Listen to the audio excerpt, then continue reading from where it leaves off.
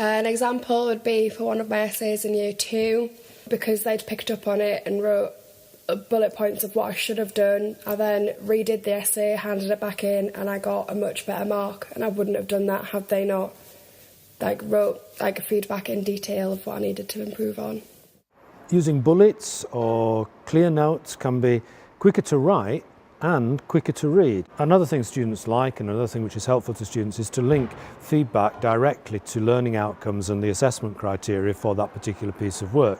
So again, a pre-prepared sheet with learning outcomes, assessment criteria and comments next to those can be quicker to write, easier to produce, and better for students to work from.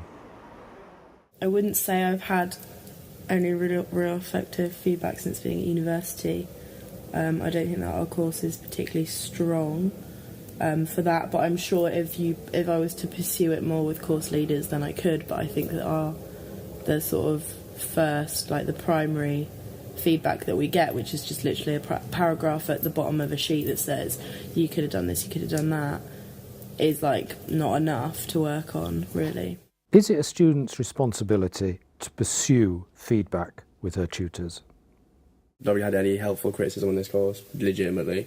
We get work back with stuff written on it, and that's about it. They don't do any follow-up, they don't do any one-to-one stuff. You don't find out what you did wrong in person, you just find out when they write on your sheet. It's like a paragraph and that's it. If a paragraph written on a sheet is not seen as legitimate feedback, what should we do? Is it actually feasible to follow up feedback with face-to-face every time?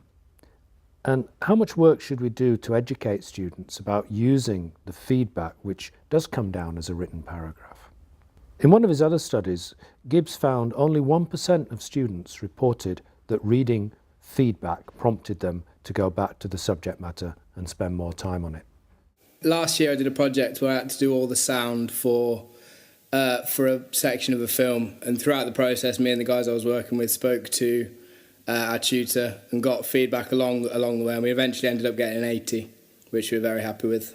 Having the tutors being so open to saying, oh, if you need any more feedback, then let me know. The fact that they are willing to give you more in-depth feedback if you need it.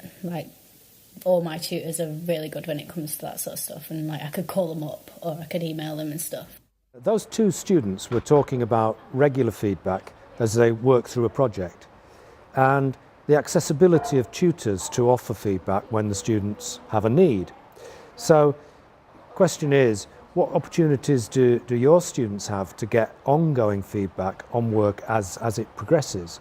If they do have the opportunity, do you think they recognise it as feedback? And if not, how can you help them to see that what they're getting regularly is feedback? A tutor commented on my assignments and saying, this is another view, I used some news articles, but he put another report. He said, this is also said this, blah, blah, blah. He put me new ideas to develop my view.